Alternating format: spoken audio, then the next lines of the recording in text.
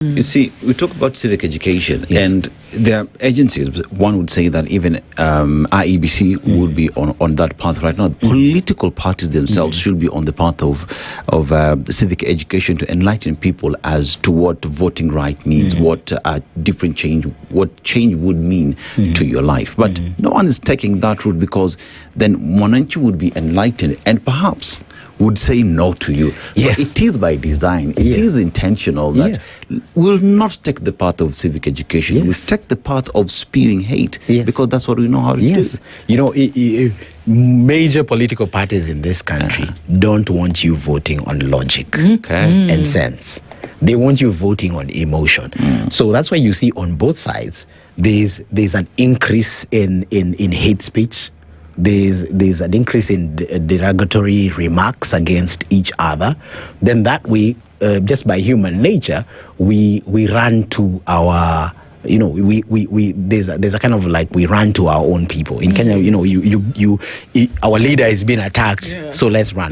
But what Kenyans need to realize that, for example, an attack on Gachagua is not an attack on Kikuyus.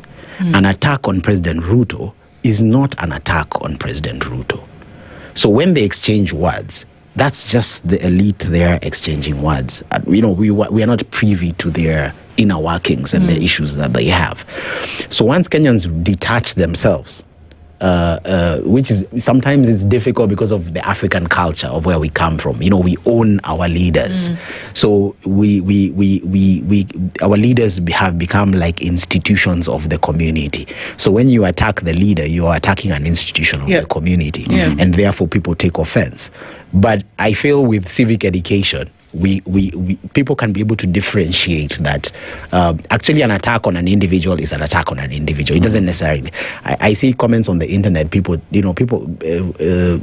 allow me to talk about Gachagua. Gachagua will make a statement which is outrageous somewhere in Western Kenya or somewhere, and you will see even young people on TikTok making comments about Wakikuyu. But it was not Wakikuyus who made that statement. It was Gachagua who made that statement. And when the time he just happens to be a Kikuyu, or Sudi made a statement. It's Sudi who made that statement. It's not the Kalenjin people who made that statement. And when the time for accounting comes, it is not the community that will be dragged to ICC. It is the individuals. There you go. Who will be dragged to those tribunals.